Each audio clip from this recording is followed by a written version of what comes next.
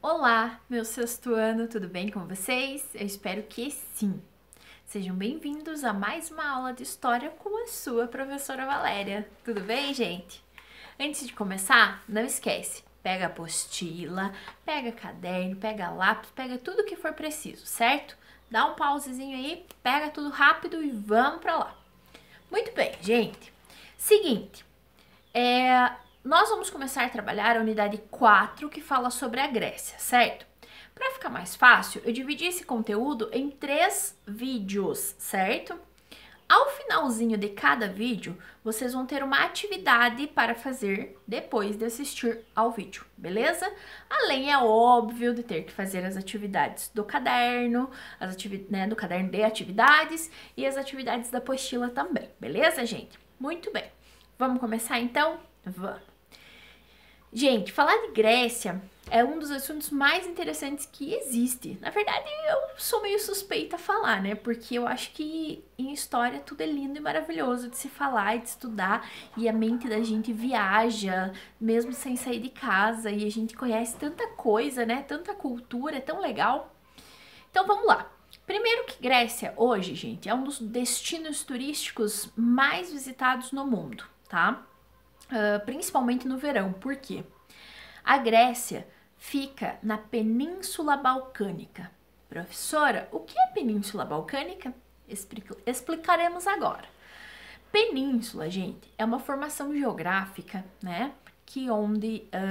Primeiro, uma ilha, ela é rodeada, né? Tipo, ó, isso aqui é uma ilha, certo? Então, ela tem água por todos os lados.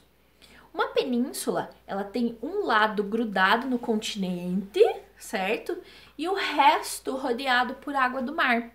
Então, uma península é um lugar que está grudadinho no continente, mas tem muito mar em volta.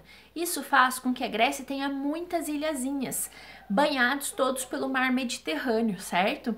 Então, é um lugar muito lindo, muito maravilhoso, de um céu azul no verão e um mar todo azul, assim, tipo, top demais mesmo, tá, gente? Dizem os historiadores, né, que a Grécia é o berço da civilização ocidental. O que isso quer dizer? Gente, os gregos, eles estão entre o Oriente, onde tem Mesopotâmia e Egito, certo? E o Ocidente, onde tem toda a Europa Ocidental e o Brasil e o mundo todo onde a gente vive, o lado ocidental do globo, certo? Então veja bem, a Grécia aprendeu muita coisa com os povos da antiguidade que a gente já estudou, certo? E aí, aprendendo com esses povos da antiguidade, ela misturou, certo? Com as coisas que se tornaram o que a gente é hoje. Entendido? Então, ó, ela aprendeu com diversos povos, com mesopotâmicos, egípcios, hebreus, fenícios, persas, árabes, e espalhou toda essa cultura para o mundo ocidental, que é o nosso mundo. Entendido? Muito bem. Então, a gente sabe que a Grécia fica numa península, na Península Ibérica, banhada pelo mar Mediterrâneo. Isso faz a gente pensar um pouquinho na geografia toda. Por quê? Como é uma península rodeada pelo mar, as terras não são assim tão boas, certo? Para agricultura. Não é tipo o Mato Grosso super plano e dá para plantar tudo. Não, gente, tá? A Grécia vai ter lugares em que é possível desenvolver agricultura de algumas coisas, tá? Então eles precisam se dedicar a outras atividades econômicas que a gente vai ver um pouquinho para frente. Precisamos entender que para estudar Grécia, a gente precisa descer um pouquinho no mapa e estudar a civilização cretense também, certo? Pega o mapinha de vocês lá na página 43 e vocês vão ver aqui, ó, onde tá meu dedinho, certo? Essa é a ilha de Creta, ok? E aqui já está a Grécia, tá? Então, na ilha de Creta é que começa a civilização grega, tá, gente? Começa com a mistura desses povos cretenses e outros tantos, como os aqueus, os eólios, os dórios, os jônios. Cada um desses povos, mais ou menos uns 5, eles vão misturar as suas culturas e vão fazer acontecer o que a gente conhece de Grécia hoje, tá, gente? Houve muita mistura e mudança de territórios até se formar a civilização grega, tá, gente? Você já ouviu falar em Ilha de Creta? Você já ouviu falar em Minotauro? Sim? Não? Então, gente, a história da Grécia, ela é muito cheia de mitologia. Por quê? Eles eram politeístas, falando em religião, né? Eles acreditavam em vários deuses. E esses deuses, eles eram assim muito mágicos, seres muito mágicos, com formato de humano, certo? Inclusive, o cinema, o desenho, né? Tipo, a TV popularizou muito a cultura grega no que se fala mitologia. Então, se fala de mitologia, se fala do Hércules, você fala de Zeus, você fala dos deuses do Olimpo, certo? E você fala do Minotauro também, entendido? Diz a lenda que em Creta tinha um rei, Minos, muito poderoso, que prendeu esse ser misterioso, esse Minotauro, que era metade homem e metade touro, dentro de um labirinto. E aí, ele alimentava esse touro com 14 jovens vindos da cidade de Atenas, na Grécia, tá? E ele dava pro touro devorar essas pessoas. Aí o que que acontece? Um belo dia, o filho do rei de Atenas vem, né, para ser um tributo e se entregar como oferenda ao touro. Só que ele se apaixona pela Ariadne, que é a filha do rei Minos. E aí a Ariadne ajuda, né, esse herói nosso a matar o Minotauro e sair do labirinto. E aí acaba a história de Creta e começa a surgir a história da Grécia, de Atenas. Professora, então quer dizer que Creta desapareceu e daí surgiu Atenas? Não, gente, isso é mitologia. É para explicar que Creta perdeu a importância e Atenas começou a ser mais importante, entende?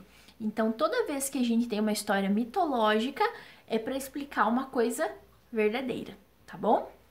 Muito bem. E a gente tem, então, toda a expansão dos gregos, e eles começam a migrar e formar várias cidadezinhas dentro da Península Balcânica, né? Então, são várias cidadezinhas ali na ponta, várias cidadezinhas, e aí a história da Grécia é muito longa, ela dura, assim, mais ou menos uns 22 séculos, gente. Ela começa lá em século 20 a.C. e vai até século depois de Cristo. Então, 22 séculos, gente, são 22 mil anos. Não, 2.200 anos de história, certo? 22 séculos, olha que ruim de matemática, o professor Julião vai ficar bravo com a professora Valéria. Gente, 22 séculos dá 2.200 anos, certo? Então, desde aquela miscigenação de vários povos até o fim da Grécia que nós conhecemos, clássica, antiga, são aí 2.200 anos, ok, gente? Muito bem, então, como que é assim, professora, como que funcionou? Era um império grego? Não. Vamos lá que eu vou explicar para vocês. É o seguinte, gente. Os egípcios formaram um império, que era uma grande extensão de terra, dominado por uma pessoa só, que era o faraó. Na Mesopotâmia, eram vários povos que formavam cidades-estado, certo? Cada cidade-estado... Esse bicho gritando é a papagaia. E ela não gosta de mim. Daí quando eu começo a falar alto, ela começa a gritar, gente. E tipo, não para. Sim, ela não para. Ok, vamos lá. Então, o que que acontece? Os gregos, assim como os mesopotâmicos, formaram cidades-estados, tá? Deixa eu explicar de novo o que que é. Uma cidade-estado é uma cidade independente uma da outra. Imagina assim, ó, cada aluno do sexto ano é uma cidade-estado. Todos fazem parte do sexto ano, do lugar sexto ano. Então, a sala do sexto ano é a Grécia, entendido? E cada um de nós dentro do sexto ano é uma cidade-estado. É independente uma da outra, mas falamos a mesma língua, temos a mesma cultura. Já chegamos lá de novo, tá? A princípio, gente, os gregos, eles moravam e habitavam em genos. O que é uma comunidade gentílica? É formada de pessoas que têm um parentesco em comum. Então, tem um ancestral em comum mais velho, e aí os seus filhos, as esposas e os maridos, os netos, bisnetos, agregados, então formam uma comunidade. Chama geno.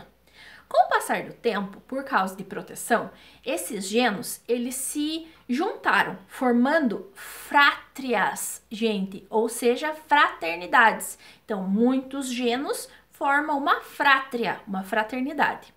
Com o passar do tempo, várias fátrias foram se juntando, né? Foram juntando-se e aí formaram uma tribo maior.